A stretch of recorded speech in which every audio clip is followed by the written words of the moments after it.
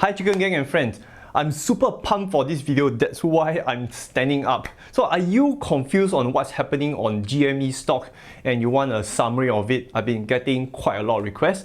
So in this video, I will talk about why the retail investors are pissed, how they come together and how all of this is going to play out at the end.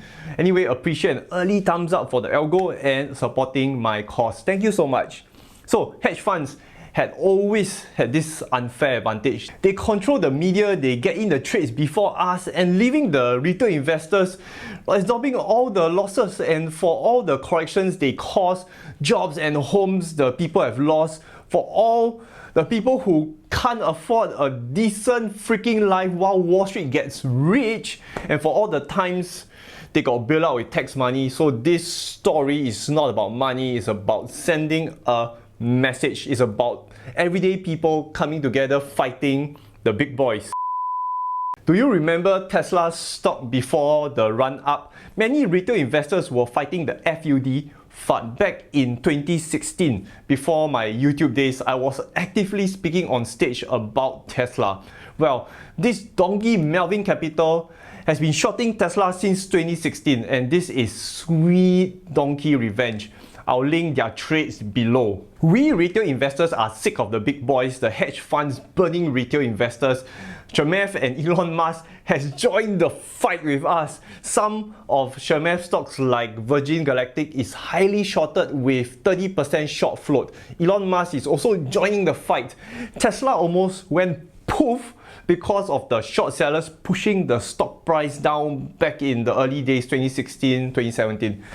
This is the sweetest revenge. Now Elon is in a better place, Tesla is a much better place. The story couldn't get better. By the way, my next video will be on Tesla. I'm going to do something crazy to my portfolio and something that I thought I'll never do, so stay tuned. So the story told in about 1 minute. A few months ago, Wall Street Bets had about 2 million followers. I think now 3 million. Someone on Wall Street Bets noticed that a hedge fund had taken a massive short position against Gamestop. GME was shorted 130%, and this means for every 100 shares there is 130 shares that need to be bought back. Like, how is this possible? Adding to that, they noticed GME had a good cash position. GME could easily buy back all their shares and burn the shorts. So a bunch of Redditors on Wall Street Bets convinced everyone on the thread to join forces and buy as much GameStop stock as possible. This made several hedge funds lost billions of dollars. Melvin Capital, that donkey that shorted Tesla, had to borrow money to cover their shorts, else they will go into bankruptcy. The act of covering a short position is buying the stock. So this caused GME to shoot up further to this infinite uphill climb. The hedge fund is now in shit. So Redditors are still now searching for other hedge funds to burn. The big boys are now screaming it's illegal, but hey, they really lost their own game, man. So how all of this is going to end? GameStop will eventually come back to fair value. Not the $4 stock, but probably if you apply a pretty lousy PE or price to book ratio, it will bring the stock back up to maybe $20, $30. Fundamentally, GameStop business model is not relevant.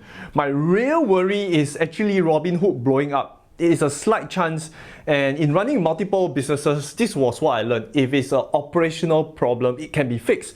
But if it's a reputation problem, good luck. Fixing it is going to take years, and in those years, the business may go up in flames. Like all crashes, it starts from one entity falling, causing this domino effect. I suggest Robinhood investors to move their money out to Cash App. I hope this whole GME saga will not be the starting point of the next crash. Anyway, wrapping up, from the start I pumped a little money in to send a message and ready to lose it all. If you are in this for the profit, you are in the wrong place. We thought 2021 couldn't be more dramatic. For the past few days, the internet blew up and it came together. CNBC's coverage on this whole saga is almost 24 hours. It's everywhere, on Twitch, on Fox News. I haven't been entertained for such a long time. The story of David versus Goliath has always been my thing. You see from what I do now, like always giving real good information free, no money involved, so I'm never biased.